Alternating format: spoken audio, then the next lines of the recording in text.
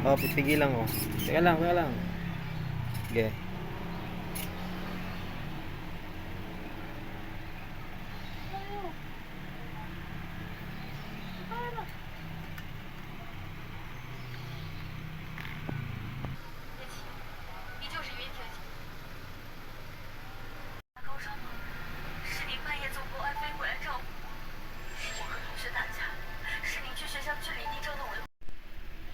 So ito mga pali, oh. Nakabit na natin yung U-back dito. Tapos ito yung wire niya papunta sa battery. So ito naman yung output papuntang servo. Ay, receiver ganun. Receiver o servo. Ayan. Ito, kakabit mo lang to sa may bakante mong channel. Ayan. Meron tayong isa dito. Ayan. Siguraduhin mo lang yung positive negative mo tama. Yan, ang positive sa gitna, ayun, tapos negative sa gilid. Yan. Yan. Tapos yung galing naman sa ECS na connector, ito, patanggalin mo yung positive dyan. Kasi magkakaroon ng power yung receiver, dito na siya kukuha sa back. So, pag di mo tinanggal yun, mag-overheat siya kasi pareha silang magkakaroon ng back, ma-overpower. Kaya kailangan matanggalin yung sa ECS para ito na lang ang magsusupply. Yan.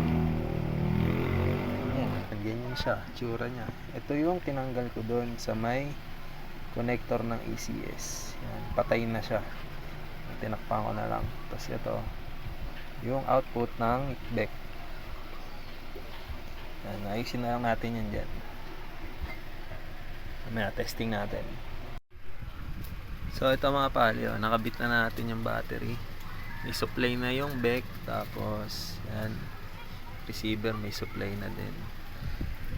Ito na siya, steering.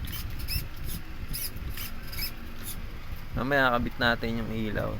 Tingnan natin kung power shortage pa din pag pinipigilan yung gulong. Pero mas naging responsive siya. Nib RC na yan, 12 kg. Ito mga pali, ulitin ko lang. Ito yung U-back. Tapos ito yung input nya galing battery. Positive, negative. Tinap ko lang siya doon sa may papuntang battery na galing ECS. Nag-splice lang ako kasi bumili ako nitong SM plug, JST SM. Kaso ang nipis ng wire, hindi ko siya ginamit. Nag-splice na lang ako doon. Tapos yan.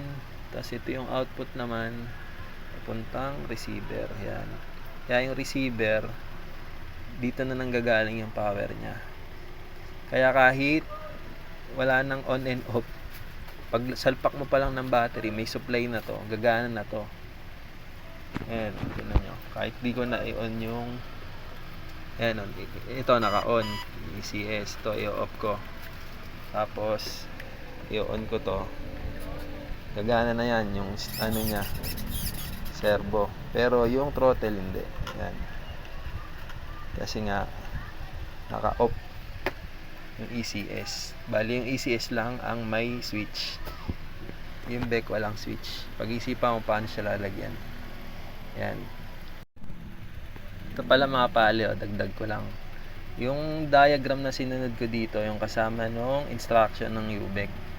Bali may iba pa siyang way kung paano mo i-install. Pag wala kang bakanting port sa receiver mo, ito, irerekta mo na siya sa may wiring ng servo mo. Ito yung wiring ng servo. Yan.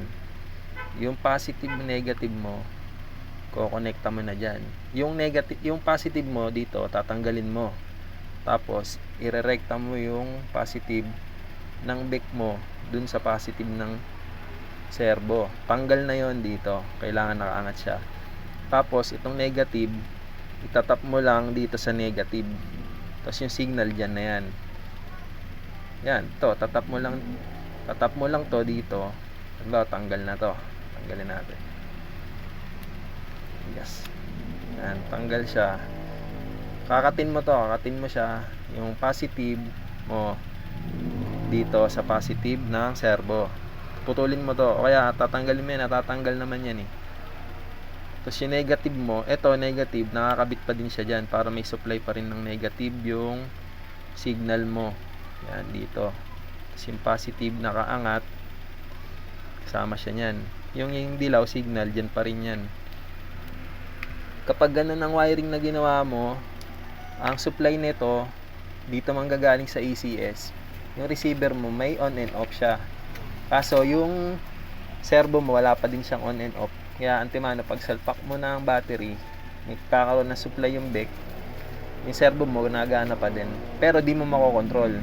Kasi nga, yung supply ng receiver, dito nakakonect sa ECS. Kaya, pag inon mo lang to, dun lang magkakaroon ng signal. Pag inon mo yung ECS, magkakaroon ng signal yung receiver. Yun, ganun. Ito na yung finished product natin. Yan, dyan nakapwesto yung ating BEC o U-BEC. Yan. Dito, meron tayong cable tie. Tapos yan, nasa gilid yan dalawa kasi lapat yung ano dyan eh. Ito. Yan. Ito, mga wiring. Ito.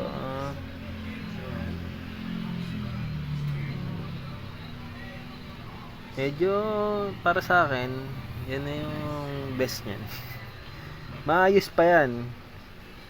Kaso, yan na yung walang tama eh. Yan na yung hindi naiipit ng body pagka nilapag ko yung body. Kaya para sa akin, ayun ang pinaka goods.